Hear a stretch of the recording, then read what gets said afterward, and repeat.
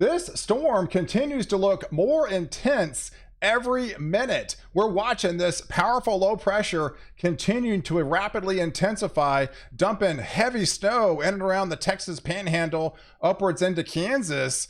Some of those wind gusts of approaching 60 miles an hour with almost whiteout conditions. But further to the south, we've got a lot of shear within the warm sector, and they've already issued a tornado watch down there into the Houston Metroplex, where we're looking at for nocturnal tornadoes into the overnight hours along the I-10, I-20 corridor. So I appreciate all my subscribers out there. This is my second channel, Pal Ponder Ultra. If you hadn't subscribed already, please do so. When I do put out extra content, especially during busy times, I will be releasing a second video like I am today. So let's keep you well ahead of the storm and take a look at what's happening there in the Texas Panhandle. You don't really see this that often. Welcome to Texas, folks.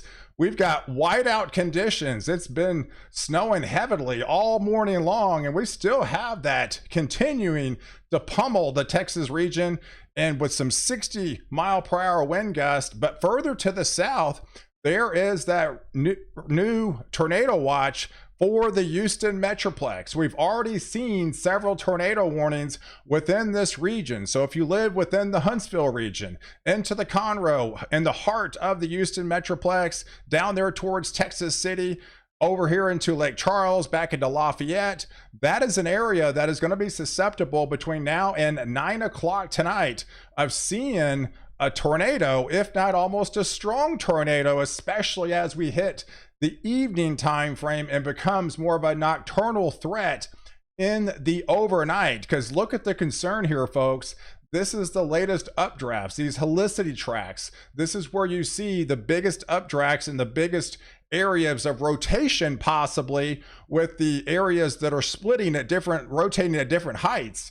So if you see, that's exactly where the colors are mixing in. Some of the brighter colors, that's exactly where we have the tornado watch currently right now. But some of the latest guidance into the overnight hours is getting deeply concerning for in and around the New Orleans region, where they are expecting very heavy rainfall.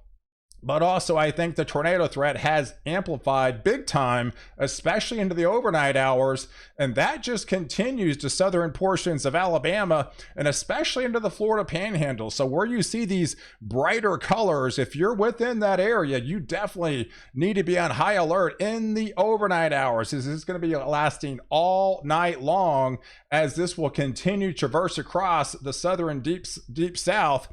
Then that will lift further northward as we go into the day tomorrow, in and around the Florida region, back up into South Carolina, as well as into North Carolina, with that tornado threat extending all the way into the Raleigh region. So here's the current radar. So we've got the snow just cranking out there in the Panhandle, out here in western Oklahoma Panhandle. We do have those 3 tornado warnings currently as I'm recording this video down there, exactly where they have the tornado watch and exactly where they have those darker helicity colors. So those colors that I showed you, you need to be paying attention, because that's giving you a four-welled sign of that area is the most primed environment where you can see a tornado in the overnight hours. So we got very heavy rain pumping coming out of the Dallas-Fort Worth area, moving into East Texas. That swings into the Shreveport region. And then once you lift further northward, getting closer into the Kansas region, all this kind of changes over to snow. But here's the setup for the severe storms and the tornado threat in and around the overnight hours. This is where we currently are right now within the Houston Metroplex with that tornado watch. This will definitely be extended into the Lake Charles, into the New Orleans region overnight, and then eventually headed into the Mobile area. So when you wake up tomorrow morning, you're likely going to be still in a tornado watch within the Florida Panhandle region. And further to the north, we've got the snowstorm continuing. So it's coming, it's eventually going to come out of the Texas Panhandle, and they've already issued a mesoscale discussion extending into these areas, into the Garden City region, into the Dodge City region, back into Hayes. This area is susceptible to seeing those blizzard-like conditions. You're still around that low-level jet where you're going to be pumping in 55 and 60-mile-per-hour wind gust, and then blinding snow into the overnight hours, sending some whiteout conditions with a blizzard happening up here into portions of Kansas. But the broader view, let me show you the big picture on that storm system that will be lifting northeast into the overnight hours. So as we extend into that midnight time frame, northern Illinois should be in and around the heavier snow band by then, and into Iowa, back into all the way into Indiana, then of course further south, where you definitely see the darker greens here. That is an indication of those flooding rains, where they could be picking up 3 to 5 inches, especially in and around towards the New Orleans region into the overnight hours, as these banding convective thunderstorms set off not only flooding rains, but also spin up tornadoes. So it's just going to be a nasty night within this region. And all these areas get a lot of high winds. I mean, it's crazy.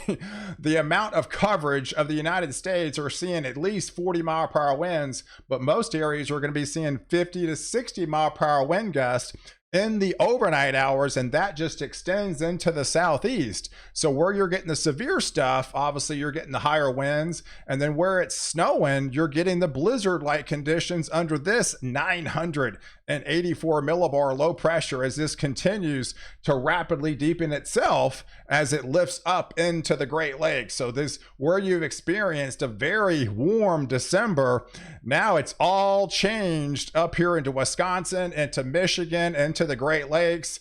Now you're going to be impacting into the heavy snow. So it's about time, because it is the middle of the winter and you would expect it to see it up there. So, and they're going to get another system after that. So, but here's the backside precipitation. So you got the wraparound snow on the backside through the Ohio Valley. But what's concerning is this feeder band, this abundance amount of moisture that feeds up the East Coast. That is the concern of extensive heavy rain on top of all the snow melt that you're going to get up here. That could be a dangerous situation. So if we break down the rain aspect of this storm, we do in fact have a moderate risk for excessive rainfall. We're looking at 3 to possibly upwards to 6 inches of heavy rainfall within this red shaded area, likely 2 to 4 inches within the yellow, and some of these areas within the green, 1 to 3 inches. And then as this comes up the coast tomorrow, there's another swath of that surge coming up from the deep tropics.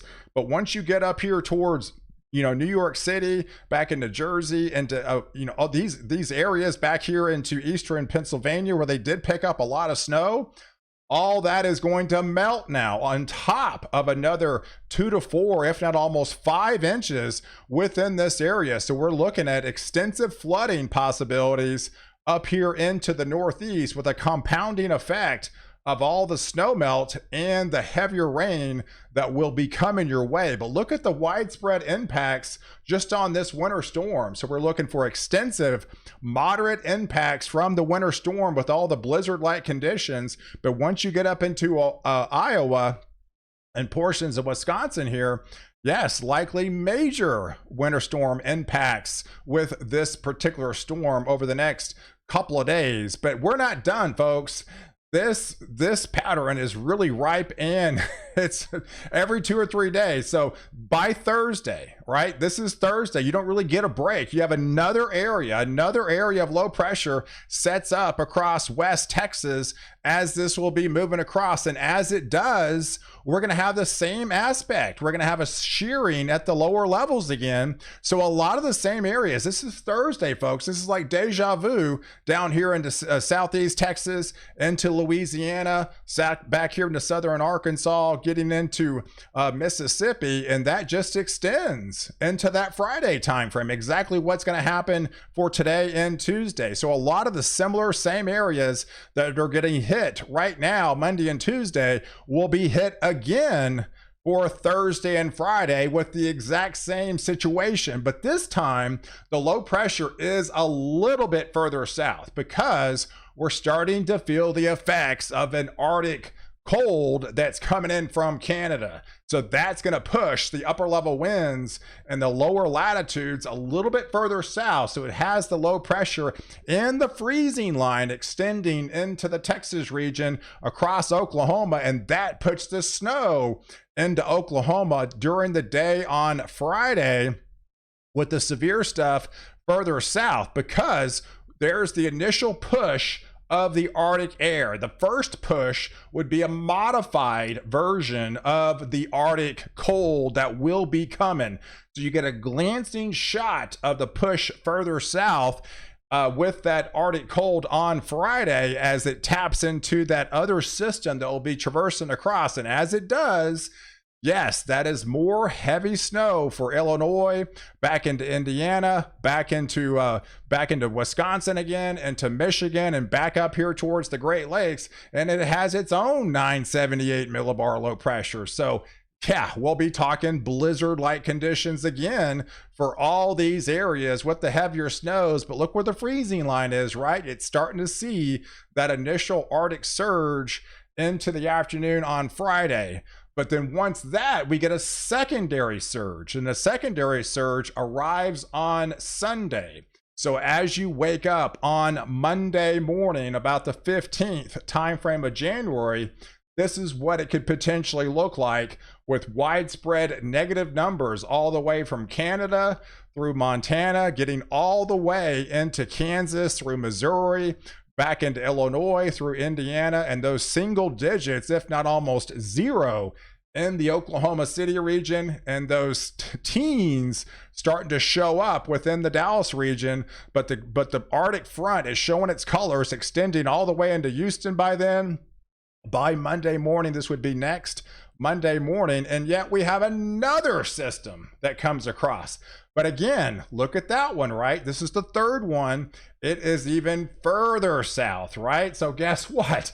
You've got Arctic air plunging from Canada, and now we have a little shortwave, these little disturbances that come across.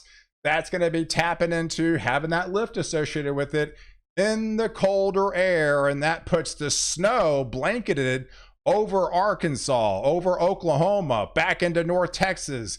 Likely a change over to ice, a kind of an icy mix. Remember, this is an Arctic front. It's shallow air. Shallow air is dense, and it's likely colder than what the models say, and it's likely travels faster than what the models say. So yes, we're talking freezing possibilities, freezing precipitation engulfed all the way down to maybe even Austin, possibly even San Antonio by then, going into the Shreveport region, with snow to the north as this low pressure center will be traversing across. And as the Arctic air continues to plunge eventually all the way down into Mexico, there's the freezing line all the way in Houston. Then we have the short wave coming across. So it's not out of the question you could get frozen precipitation all the way down to the Gulf Coast with this third system for next Monday going into Tuesday timeframe. That would be snow for Shreveport, right? That would be snow for portions of Mississippi back into Tennessee. And then as this comes through, we're not talking, right? We're not talking tornadoes anymore for Houston. We're talking frozen precipitation. That would be a drastic difference. It's the same system that's coming across, except this time it doesn't have a warm sector anymore. It's got a cold sector with Arctic cold coming in from the north, as a short wave would be coming across at the same time. So obviously anything that would be falling would freeze, and the concern is on the backside, this would likely be not melting, because the temperatures would likely be below freezing for an extended period of time. So here is Tuesday morning showing that Arctic blast extending, showing up with 18 degrees within the Houston Metroplex, with 20s all the way down into the deep south of Brownsville. So that is an Arctic front when it makes it all the way down to the Rio Grande Valley with freezing temperatures. So yes, this is the real deal, with Arctic air plunging southbound, and every precipitation that falls within its wake would likely not be melting for a couple of days at least. So guys, I appreciate you guys following. Do like this video. Definitely hit the subscribe button. and catch the next update. Wire protect you before and after the storm.